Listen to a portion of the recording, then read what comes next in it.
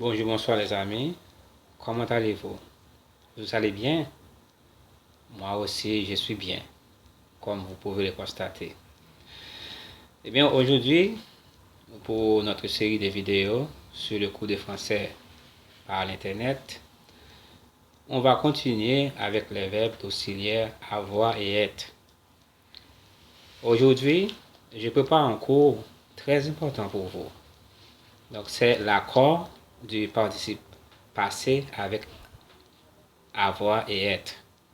Donc c'est très important parce que chaque jour, donc à chaque instant, vous utilisez toujours les verbes d'auxiliaire avoir et être. Maintenant, il faut savoir comment faire l'accord entre ces deux verbes, avoir et être.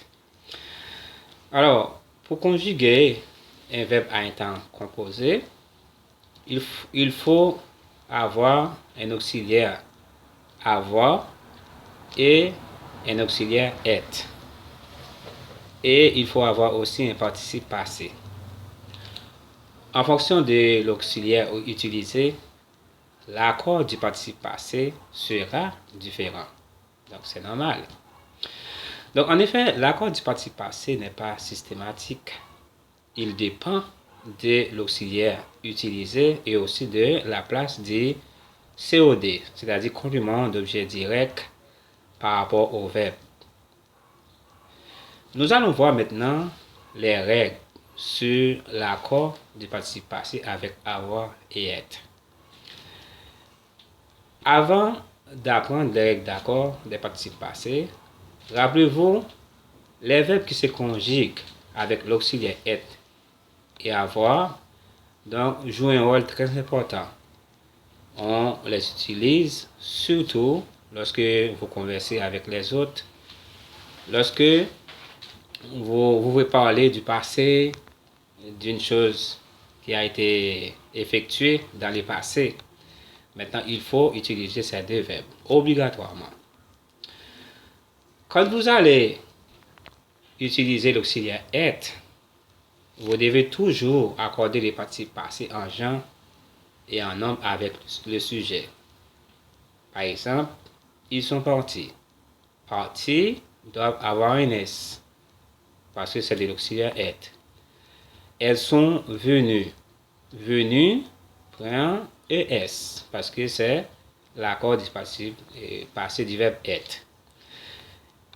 L'accord du participe passé du verbe avoir, donc si vous avez l'auxiliaire avoir, vous ne devez jamais accorder les participes passés avec le sujet. C'est différent du verbe être. Exemple, si je dis j'ai mangé une pomme, donc là il n'y a pas d'accord. Nous avons lu un livre, c'est l'auxiliaire avoir. Ils ont marché toute la journée. Donc, c'est toujours de l'auxiliaire avoir. Donc, les verbes d'auxiliaire d'avoir, il n'y a pas d'accord. Il ne faut pas mettre un S et ES. D'accord? Maintenant, attention. Avec l'auxiliaire avoir, le participe passé ne s'accorde jamais avec le sujet, mais il peut cependant s'accorder avec le COD. Rappelez-vous que le COD, c'est le complément d'objet direct. Je vais reprendre cette phrase pour vous.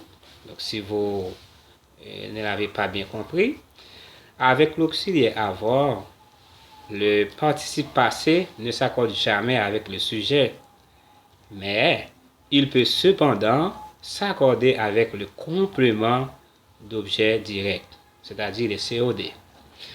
En effet, si dans votre phrase, le COD est placé devant, vous devez accorder les participes passés avec le COD.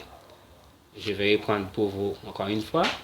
En effet, si dans votre phrase, le COD est placé devant, vous devez accorder le participe passé. Donc, nous allons parler un peu plus donc, sur ces deux auxiliaires-là. Et nous allons prendre des exemples pour vous aider, mes chers amis. D'accord? Prenons quelques exemples. La pomme que j'ai mangée était délicieuse. Donc, ici, Il y a accord ou bien il n'y a pas d'accord?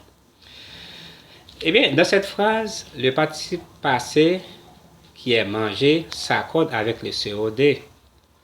Que, mis pour la pomme. Donc, le participe passé prend alors le genre et le nom de ce COD, ici féminin singulier. Donc, vous devez donc écrire manger avec un émier. M-A-N-G et accent aigu, émier. Un autre exemple. Cette chanson, je l'ai écoutée des dizaines de fois. Dans cette phrase, le participe passé écouter s'accorde avec le pronom complément d'objet direct, L apostrophe. Ce pronom remplace le groupe nominal, cette chanson, qui est féminin singulier. Donc, le participe passé écouter prend alors le genre et le nom du pronom COD. Donc, vous devez écrire écouter avec E, accent aigu et émier. Est-ce que vous avez bien compris, comprendre ces deux exemples-là? Remarque, on n'accorde pas les participes passés des verbes mesurer, courir, peser, valoir, coûter, vivre, marcher, quand le complément placé avant ces derniers indique un prix, une valeur ou une durée ou un poids. En effet, ce complément n'est plus un COD, c'est-à-dire un complément d'objet direct, mais un complément circonstanciel de mesure. Quant aux verbes régner et durer, ils sont intransitifs, c'est-à-dire pas de complément d'objet direct. Donc, le participe passé est invariable. Les 3 000 euros, comme exemple, les 3 000 euros que vous a coûté cet ordinateur me paraissent une somme bien exagérée. Les 3 heures qui a duré la réunion étaient interminables. Donc, ces deux exemples montrent bien entendu donc, que le complément d'objet direct ne s'accorde pas avec les auxiliaires. Donc, c'est pourquoi, dans cette phrase, on a écrit les 3 000 euros que vous a coûté. Donc, coûter ici ne prend pas un S. Pas vrai? Cet ordinateur me paraît une somme bien exagérée. Les 3 heures qu'a duré la réunion étaient interminables. Ici, durée ne prend pas un et accent aigu et un ES parce qu'il n'y a pas d'accord. Donc, comme nous venons de le voir, chers amis, un participe passé peut s'accorder avec le sujet du verbe secondé.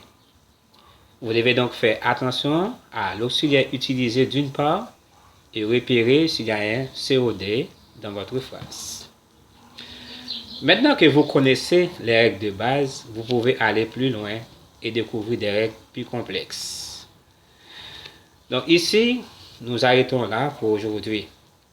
La prochaine fois que je ferai ma prochaine vidéo, donc nous ferons des exercices qui pourront vous aider à bien identifier ces deux auxiliaires-là, avoir et être. D'accord, mes chers amis? Donc, une seule chose, avant de vous quitter, je vous demande s'il vous plaît d'aimer, de s'abonner et de partager ma page Nenel Nélio 105. Donc, vous ne le regrettez pas, mes chers amis. Je vous aime et à la prochaine.